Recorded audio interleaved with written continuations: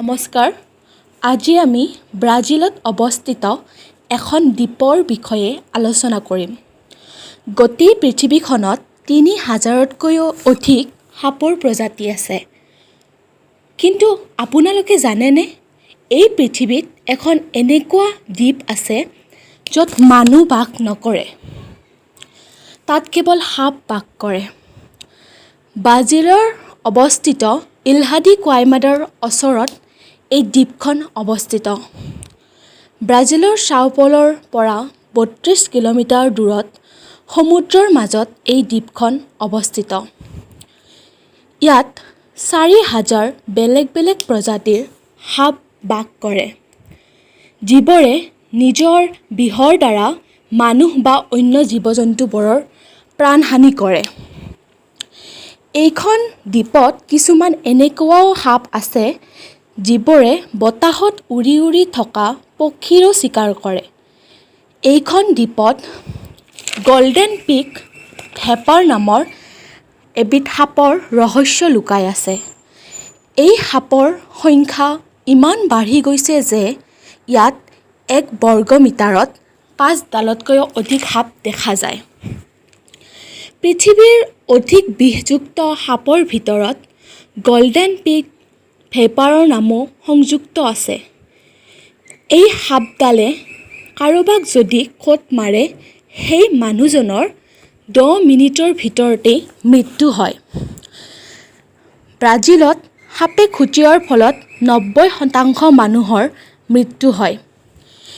এই দ্বীপটোৰ এৰিয়া ৪,৩০,০০০ বৰ্গ কিলোমিটাৰ। এইখন দ্বীপত ২০ লাখ বিষযুক্ত সাপ আছে।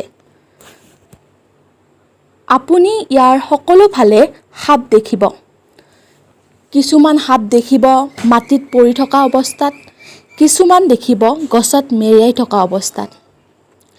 এই সাপৰ সংখ্যা বঢ়াৰ ফলত সাধাৰণ মানুহ আৰু পৰ্যটকসকলৰ তালৈ যোৱা বন্ধ কৰি দিছে। ইয়াত কেৱল বিশেষজ্ঞসকলে পৰীক্ষা-নিৰীক্ষা কৰিবৰ বাবে যাব পাৰে। তেওঁলোকেও সমুদ্ৰৰ পাৰতে পৰীক্ষা-নিৰীক্ষা কৰি উভতি যায়।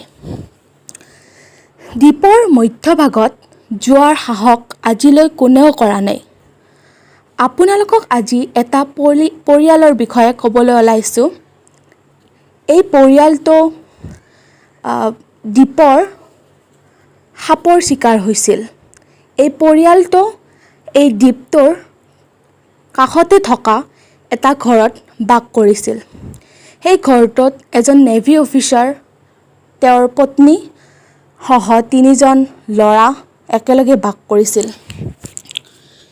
ব্ৰাজিলৰ চৰকাৰে তেওঁলোকক সদায় খোৱা খাদ্য আৰু প্ৰয়োজনীয় সামগ্ৰীসমূহ যোগান ধৰিছিল।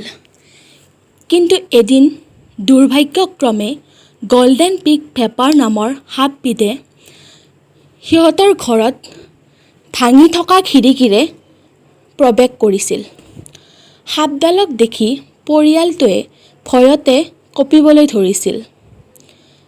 সিহঁতে অৱশেষত সমুদ্ৰৰ কাষলৈ গৈছিল, য'ত সিহঁতৰ নাওখন আছিল। কিন্তু দুৰ্ভাগ্য সিহঁতৰ পিছ তেতিয়াও এৰা নাছিল। সিহঁতে যেতিয়া সাগৰৰ কাষ গৈ পালে, তেতিয়া তাতো গল্ডেন পিক ভেপাৰ নামৰ ভয়ানক সাপবিধ উপস্থিত আছিল। তাতকৈ অধিক গল্ডেন পিক তাত উপস্থিত আছিল।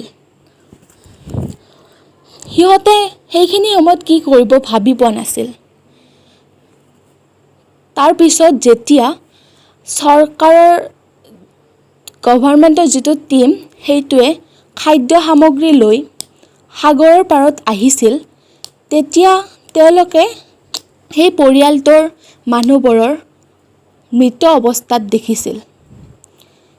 এই ঘটনাটোৰ পিছত কোনেও এই দ্বীপখনত যাবৰ সাহস নকৰে আৰু ব্ৰাজিল চৰকাৰে এই দ্বীপখনত যোৱা বন্ধ কৰি দিছে। আপোনালোকৰ ভিডিঅ'টো ভাল লাগিছে যদি লাইক কৰিব, শ্বেয়াৰ কৰিব আৰু চেনেলটি ছাবস্ক্ৰাইব কৰিব। ধন্যবাদ।